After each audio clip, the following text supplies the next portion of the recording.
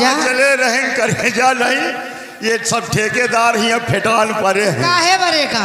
अरे तुम्हारा इंतजार करत रहे यार, कुछ सुना दिए इनके सबके तबीयत तुम्हारे लिए आ जाए। अरे भैया का बात, और ये आपके आने की खुशी में आ गए और जिंदगी देने वाले कभी गम न देना, कभी गम न देना, खुशी देने वाले मुझे प्यार की जिंदगी देने वाले, मुझे प्यार की जिंदगी देने वाले।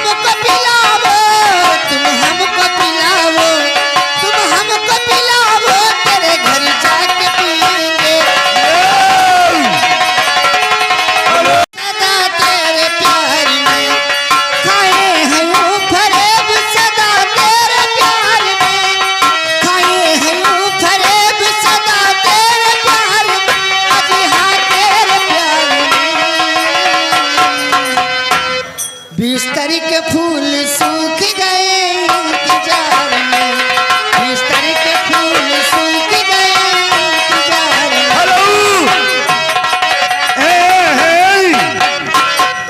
ले फिर आ गया हमारे लल्लू आज खड़े हैं, ननकाऊ खड़े हैं, ननकाऊ खड़े हैं। को बढ़ी ये बढ़ी है, बक्का है 110 रुपया गाना, वही बिस्तर के फूल। और ये आ गए चंद्रेश ड्राइवर, इनकी तरफ से 10 रुपए का इनाम गाने की फरमाइश है। मैडम बैठ बोलेरो में खाए हैं ओ फरेब सदा तेरे प्यार में,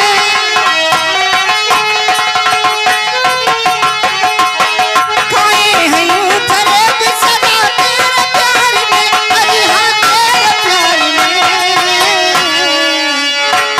बिस्तर के फूल सूख गए इंतजार में, बिस्तर के फूल सूख गए इंतजार में।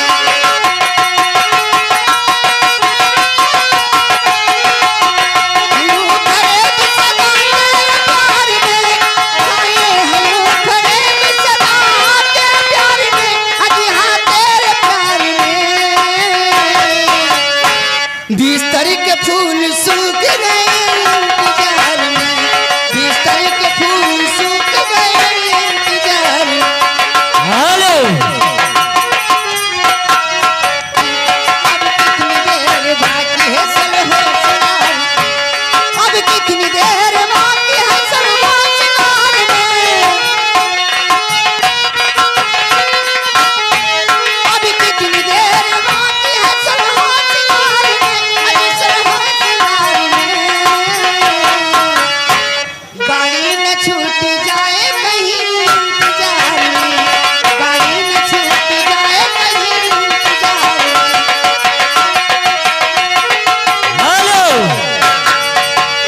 और ये आ गए बाबूलाल मिक्सचर मशीन वाले पाड़े